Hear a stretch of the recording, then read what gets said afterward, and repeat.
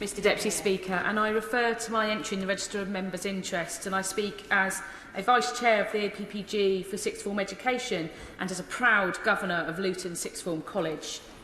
Under the Conservative Government, further education and training have been treated as an afterthought for over a decade. Post-16 and further education budgets have been slashed by a third since 2010, and according to the Learning and Work Institute, last month's budget will only restore funding to 60% of the 2010 level, leaving a £750 million gap. Students at 16 make choices that will affect the rest of their lives. Sixth forms and colleges are there to guide them by recognising their strengths and shaping their development, including appropriate choices with regards to choosing the right course of study.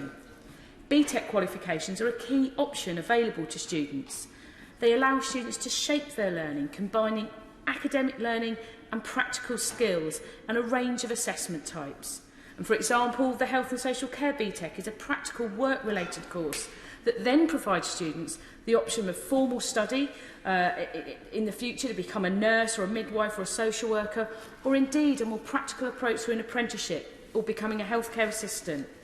And in towns like Luton, there is the ecosystem, which is excellent. You study a health and social care BTEC, you could study at the University of Bedfordshire in Luton, and then progress to work at the Luton Dunstable Hospital. Defunding, in effect scrapping many BTECs, will leave many students without a viable pathway after GCSEs, hampering their progression to higher education or skilled employment, and disadvantaged young people are most likely to suffer.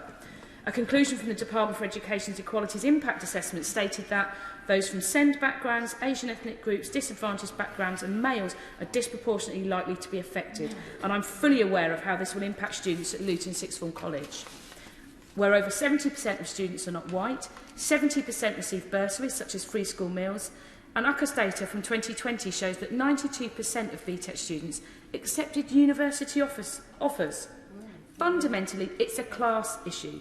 Working class students who are more likely to study BTECs and do not have the personal networks to support a future career will lose access to a route to higher education and employment. BTECs are engines of social mobility. Research from the Social Market Foundation found that 44% of white working class students that enter university studied at least one BTEC, and 37% of black students enter with only BTEC qualification. It's impossible to square the government's stated ambition to level up opportunity with a plan to get rid of most BTECs, including all larger versions of the qualification that are deemed to overlap with A-levels or T-levels. So in his closing remarks, will the Minister explain how this ill-thought-out decision fits with the government's claim to level up in education?